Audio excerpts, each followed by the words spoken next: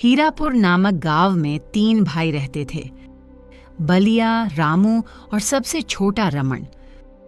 बलिया और रामू लालची, आलसी और मूर्ख थे, जबकि रमन मेहनती और चतुर था। वो सभी अपनी माँ के साथ रहते थे, लेकिन माँ की मृत्यु होते ही दोनों लालची भाई आपस में फुसफुसाकर बातें करने लगे। ए भैया, हमें कुछ करना होगा।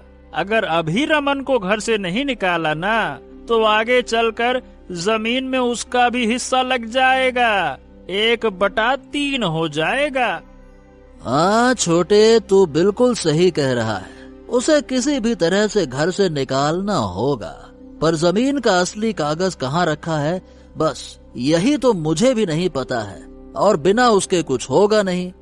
अरे हाँ हाँ, मेरे पास है जमीन के असली कागज, और मैं क्या कहता हूँ, शायद उसी पर उसका अंगूठा लगवाकर हम उसे निकाल सकते हैं। अरे वाह, ये हुई ना बात। तो फिर देर किस बात की है, आज ही इस काम को अंजाम दे डालते हैं। फिर दोनों भाई कागज लेकर रमन के पास जाते हैं। भैया, क्या हुआ? आप दोनों बहुत परेशान लग रहे हैं। सब कुछ ठीक तो है ना? देख रमन, अब माँ तो इस दुनिया में रही नहीं, अब ये घर और जमीन अब हमारे नाम होंगे।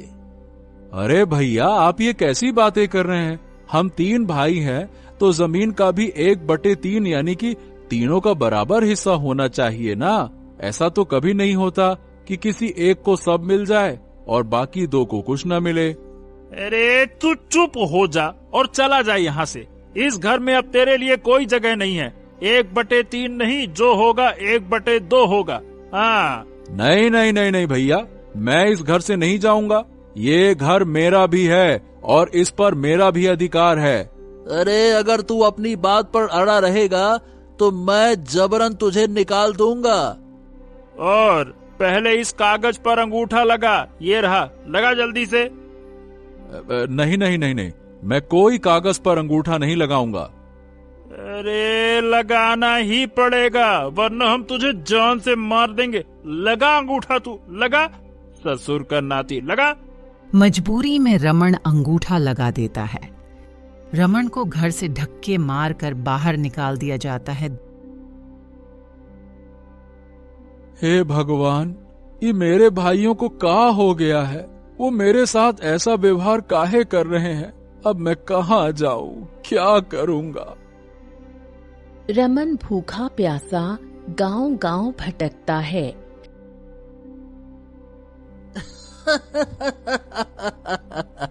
अरे रामू भाई, छोटे, मजा आ गया। अब हमारा घर जमीन सिर्फ हम दोनों का है, यानी कि 1/2। हाँ भैया, अब हम दोनों मिलकर खेती करेंगे और इस बार अच्छी नस्ल के बीज डालेंगे। खेती खूब होगी दबा के।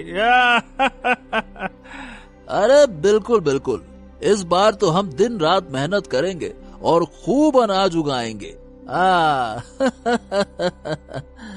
उधर रमन भटकते भटकते एक दिन साधु बाबा से मिलता है। हरिओम हरिओम हरिओम। पुत्र, तुम इतने उदास क्यों हो? तुम्हारे चेहरे पर पीड़ा झलक रही है, क्या बात है? बाबा, मेरे दोनों भाइयों ने मुझे धोखा दिया, घर और जमीन अपने नाम करवा ली और मुझे धक्के मारकर बाहर निकाल दिया। पुत्र, ये तुम्हारे भाइयों के लालच का फल है, पर तुम इस तरह भटकते क्यों हो? सामना करो मुसीबतों का, अपनी बुद्धि का इस्तेमाल करो। हाथ पांव बांधकर बैठने से कुछ भी हासिल नहीं होगा। पर बाबा, वो दोनों मेरे बड़े भाई हैं, मैं उनके साथ कैसे गलत कर सकता हूँ? बेटा, गलत का जवाब सही से देना ही सबसे बड़ा धर्म है। याद रखो, कर भला तो हो भला। हरिओम हरिओम। इतना कहकर साधु बाबा चले जाते हैं। हाँ, साधु महाराज सही कह गए हैं। अब मैं इन दोनों भाइयों को सबक सिखाऊंगा। हाँ। फिर रमन गांव के मुखिया के पास पहुंचता है। मुखिया जी, आपसे मुझे एक जरूरी बात कहनी है। हाँ हाँ, अब बोलो बेटा, क्या हुआ? मुखिया जी, मेरे घर के और जमीन के असली कागजात तो माँ ने आपके पास रखे थे ना? हाँ हाँ हाँ, सही कहा। तुम्हारी माँ ने मुझे वो कागज देते समय कहा था कि अगर तीनों बेटों में झगड़ा हो तो यही असली कागज काम आएगा। अच्छा, क्यों पूछ रहे हो बेटा? हाँ मुखिया जी, मेरे दोनों भाइयों ने मुझे घर से निकाल दिया। अब मैं उन्हें सबक सिखाना चाहता हूँ। क्या वो कागज मुझे दीजिएगा? हाँ बेटा, तूने बिल्कुल सही कहा। वो कागज है मेरे पास, रुक जा, मैं लेकर आता हूँ। तुम्हारे दोनों भाई तो थे ही लालची, उसे अच्छे से सबक सिखाना बेटा। हाँ।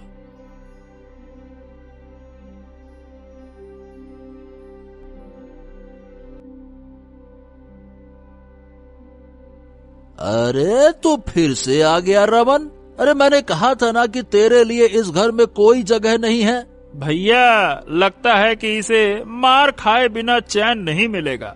फिर हमारे पास आ गया मार खाने के लिए। देखो भैया, आप दोनों को मैं यहाँ कुछ याद दिलाने आया हूँ।